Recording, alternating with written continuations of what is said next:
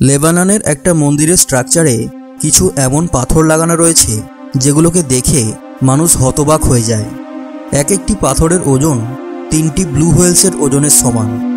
আর অবাক করার মতো ব্যাপারটা হলো এগুলোকে না শুধু ওয়ান পিসে কাটা হয়েছিল, বরং 1.5 কিলোমিটার দূর থেকে ট্রান্সপোর্টও করা হয়েছিল, আর সেটাও হাজার হাজার বছর আগে। কিন্তু রহস্যটা হলো আজ পর্যন্ত এমন কোনো সিভিলাইজেশন আসেনি যেটা এত বড় আকারের পাথর কাটার জন্য বিখ্যাত ছিল। ইতিহাসে কি কখনো এমনও কোনো সিভিলাইজেশন এসেছিল যে সিভিলাইজেশনের লোকেদের কাছে সেই সব নলেজ ছিল যেটা আমাদের কাছে আজও নেই? এই পাথরগুলোর পরীক্ষা নিরীক্ষার জন্য জার্মান আর্কিওলজিস্টের একটা টিম ওই পাথরগুলোর ওপর এক্সকাভেশনস করা শুরু করেছিলেন, যেখান থেকে ওগুলোকে আনা হয়েছিল। ওখানে আজও একটা ইনকমপ্লিট পাথর মজুদ রয়েছে যেটার ওজন 1200 টন বলা হয়, অর্থাৎ প্রায় 4টি বোয়িং 747-এর ওজনের সমান। এখানে মাটি খোঁড়ার পর আর্কিওলজিস্টরা মাটির ভিতরে কিছু এমন প্রমাণ পেয়েছিলেন যেগুলোর উপরে বিশ্বাস করাটাও ভীষণই মুশকিল। তাই প্লিজ ভিডিওটিকে শেষ পর্যন্ত দেখুন, এবং আপনি যদি এখনও চ্যানেলটিকে সাবস্ক্রাইব না করে থাকেন তাহলে প্লিজ সাবস্ক্রাইব করে বেল আইকনটি প্রেস করুন, যাতে নতুন ভিডিও নোটিফিকেশান আপলোড হওয়া মাত্রই আপনার কাছে পৌঁছে যায়। তো চলুন শুরু করা যাক।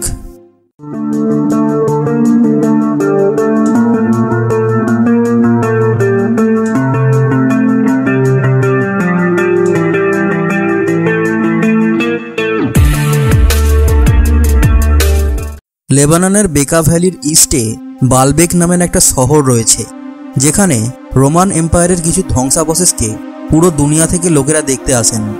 কিন্তু মজাদার ব্যাপারটা হলো এই ধ্বংসস্তূপের উপরের অংশটি তো রোমান এম্পায়ারের সময় বানানো হয়েছিল, কিন্তু এটার নিচে আর্কিওলজিস্টরা কিছু এমন প্রমাণ পেয়েছেন যেটার সাথে রোমান এম্পায়ারের কোনো কানেকশন নেই। এখানে অ্যানসিয়েন্ট রোমান্সদের বানানো একটা মন্দির আছে যেটাকে টেম্পল অফ জুপিটার বলা হয়। এই মন্দিরটি আজও রোমান এম্পায়ারের আর্কিটেকচার এবং গৌরবের প্রতীক। কিন্তু এই মন্দিরের কনস্ট্রাকশনের নিচে বিশাল পাথরের ফাউন্ডেশন পাওয়া গেছে। প্রথমে তো এটা মনে করা হতো যে এটা ওয়ান পিসে নেই, বরং ছোট ছোট পাথরকে এমনই নিপুণতার সাথে জোড়া হয়েছে যাতে এটাকে দেখে একটাই পাথর বলে মনে হয়। কিন্তু গভীর পরীক্ষা নিরীক্ষার পর এটা কনফার্ম হয়ে যায় যে এটা আর কিছুই নয়, বরং একটা দৈত্যাকার পাথর। এই পাথরগুলোকে পরে ট্রিলিথনসের নাম দেওয়া হয়েছিল, যেগুলোর প্রত্যেকটি লম্বায় 62 ফুট এবং 12 ফুট পুরু ছিল। এক একটি পাথরের ওজন 900 টন। এত বড় পাথরকে নিখুঁতভাবে কাটা এবং তাকে 30 ফুট উপরে রাখা ইতিহাসে হয়তো প্রথমবার করা হয়েছিল। এই পাথরগুলো পিরামিড অফ গিজার নির্মাণে ব্যবহৃত পাথরের থেকেও 10 গুণ বড় ছিল। পাথরের এত বিশাল আকৃতি হওয়া সত্ত্বেও ওগুলোকে কোনো না কোনোভাবে 1.5 কিলোমিটার দূরে ট্রান্সপোর্ট করা হয়েছিল। এতটা নিখুঁতভাবে পাথরগুলোকে কাটা এবং জোড়া হয়েছিল যেটা সত্যি অবাক করার বিষয়।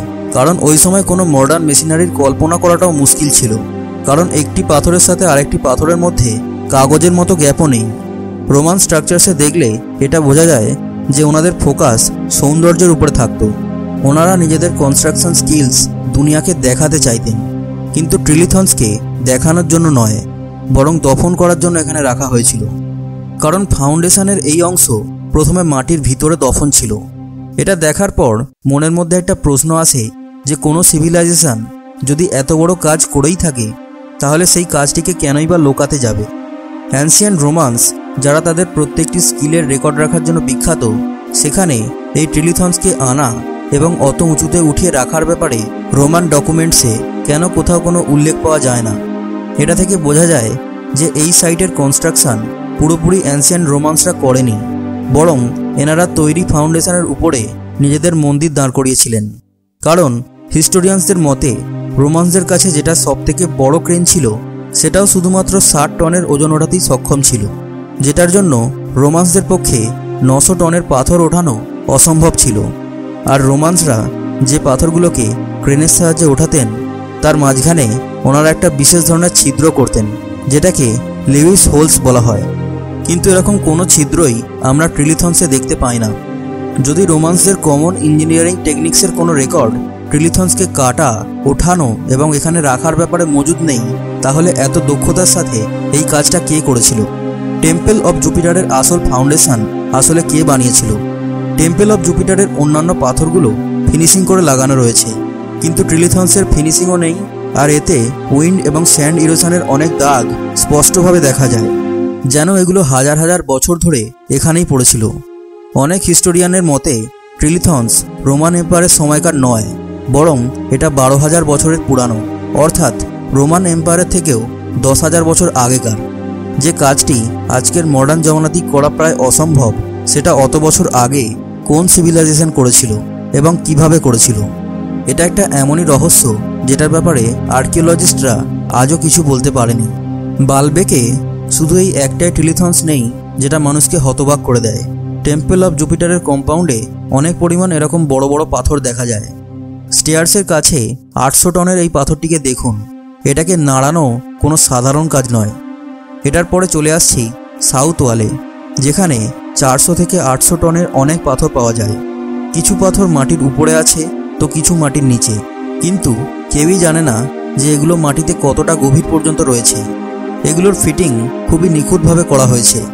এই পাথরের সারফেসে কিছু অদ্ভুত দাগ দেখা যায়, যেমন আজকের দিনের মডার্ন মাইনিং মেশিনারির জন্য পাথরে দাগের সৃষ্টি হয়, ঠিক সেরকম।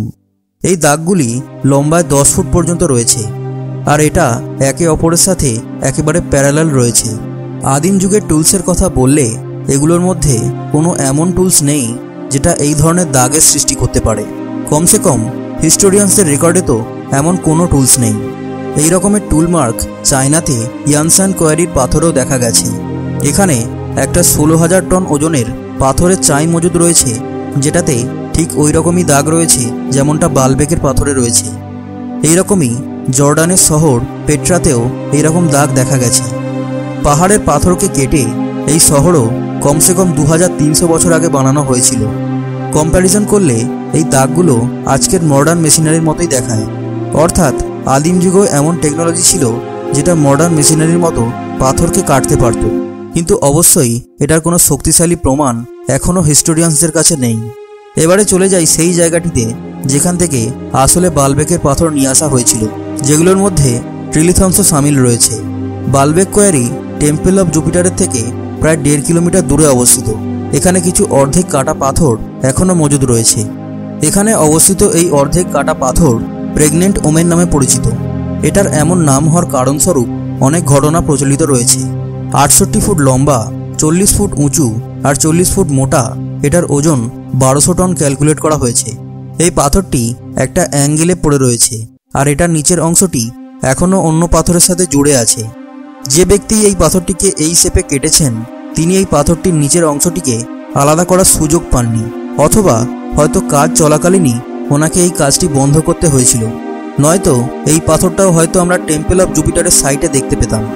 এই পাথরটির বটমে আজও ওই রকম দাগ রয়েছে যেমনটা টেম্পল অফ জুপিটারের অন্য পাথরগুলোতে দেখা যায়। সুইজারল্যান্ডের জাংফ্রাউ পার্কে প্রেগনেন্ট ওমেন স্টোনের একটা মডেল রাখা আছে, যার আশেপাশে কিছু মডার্ন ক্রেনের মডেল রাখা আছে। এটা রাখার কারণ হলো প্রেগনেন্ট ওমেন স্টোনকে যদি আজকের যুগেও কোথাও সরানো হয়, তাহলে প্রায় 20টি ক্রেন একসাথে এই কাজটি করতে পারবে। সেটাও শুধুমাত্র তখনই যখন পাথরটির আশেপাশে 50 থেকে 60 ফুট দূরত্বের মধ্যে ক্রেনস দাঁড় করাবার জায়গা থাকবে। প্রথমে প্রেগনেন্ট ওমেন স্টোন অর্ধেক মাটির ভিতরে ঢুকেছিল, কিন্তু 2014তে যখন আর্কিওলজিস্টের একটা টিম এখানে এক্সকাভেশন করেছিলেন, তখন জানা যায় যে মাটির ভিতরেও এটা অন্য পাথর থেকে আলাদা ছিল। শুধুমাত্র পাথরটির বটমের এই অংশটি আজও জুড়ে আছে, অর্থাৎ হাজার হাজার বছর ধরে এভাবেই পড়ে থাকার ফলে মাটির লেয়ার এটাকে ভিতরে ঢুকিয়ে দিয়েছিল। হিস্টোরিয়ানসদের মতে মাটির লেয়ার শুধুমাত্র 1 ইঞ্চ উঁচু হতে প্রায় 80 থেকে 100 বছর সময় লেগেছে। প্রেগনেন্ট ওমেন স্টোনের পুরনো পিকচার্সে দেখলে এটা বোঝা যায় যে এটা প্রায় 10 ফুট পর্যন্ত ভিতরে ঢুকে আছে, অর্থাৎ 120 ইঞ্চ। যদি 1 ইঞ্চ মাটি জমা হতে 80 বছর সময় লাগে, তাহলে 120 ইঞ্চ জমা হতে 9600 বছর সময় লাগবে, অর্থাৎ প্রায় 10,000 বছর। এত আগে স্টোন এজে মানুষ এরকম চ্যালেঞ্জিং টাস্ক করতে পারত, এটা ভাবাও ভীষণই মুশকিল। 2014তে যখন এই পাথরের জন্য এক্সকাভেশনস করা হয়েছিল, তখন একটা অবাক করার মতো বিষয় সামনে আসে। আরও একটা লুকিয়ে থাকা পাথর। এই পাথরটি প্রেগনেন্ট ওমেনের একেবারে পাশে মাটির ভিতরে ঢুকে রয়েছে, যেটা আন্দাজ অনুযায়ী 1650 টন ওজনের। ফরগটেন স্টোন নামে পরিচিত এই পাথরটি মানুষের খুঁজে পাওয়া সবথেকে বড় প্রস্তর স্তম্ভ। এই পাথরগুলো তো শুধুমাত্র ওখানকার কিছু এমন পাথর যেগুলো উপর থেকেই দেখতে পাওয়া গিয়েছিল, কিন্তু আরও গভীরে আরও কী কী লুকিয়ে রয়েছে সেটার ব্যাপারে এখনও কিছু বলা সম্ভব নয়। এই পাথর আজকের সায়েন্টিস্ট, যাদের মধ্যে ইঞ্জিনিয়ার এবং আর্কিওলজিস্টও সামিল রয়েছেন, তাদের জন্য এটা আজও একটা মিস্ট্রি হয়ে রয়েছে। এটার কারণ হলো যে পদ্ধতির সাহায্যে পাথরগুলোকে কাটা এবং ট্রান্সপোর্ট এবং একেবারে সঠিক জায়গায় রাখা হয়েছে, সেটা কোনো বিখ্যাত সিভিলাইজেশন কিংবা আজকের বিল্ডার্সদের পক্ষেও করা সম্ভব নয়। এটা ছাড়া পাথরটিকে ট্রান্সপোর্ট করার রাস্তায় পাহাড় থাকার কারণে ট্রান্সপোর্টের অসুবিধা হওয়াটাও স্বাভাবিক।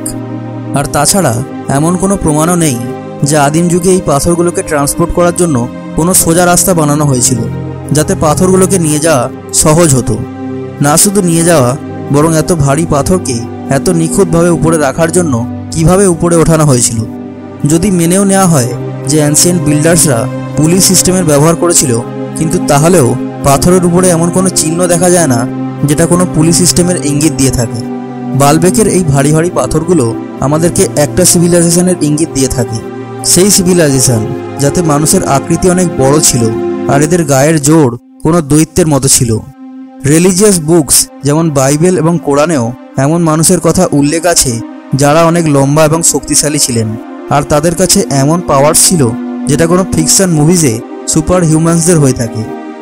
বিভিন্ন বইতে এদেরকে আলাদা আলাদা নাম দেওয়া হয়েছে। যেমন বাইবেলে এদেরকে নেফিলিম বলা হয়েছে, কোথাও এদের উচ্চতা 450 ফুট বলা হয়েছে, আবার কোথাও 100 ফুট বলা হয়েছে। আর ওই সিভিলাইজেশনের পক্ষে হয়তো বালবেকের পাথরকে তোলা কোনো মুশকিল কাজ ছিল না। ভিডিওটি ভালো লাগলে ভিডিওটিকে লাইক এবং শেয়ার করবেন, এবং অবশ্যই কমেন্টে জানাবেন যে আপনার ভিডিওটি কেমন লেগেছে। এবং এই রকমই ইন্টারেস্টিং ভিডিও বারবার দেখার জন্য প্লিজ চ্যানেলটিকে সাবস্ক্রাইব করে বেল আইকনটি প্রেস করবেন। Thanks for watching.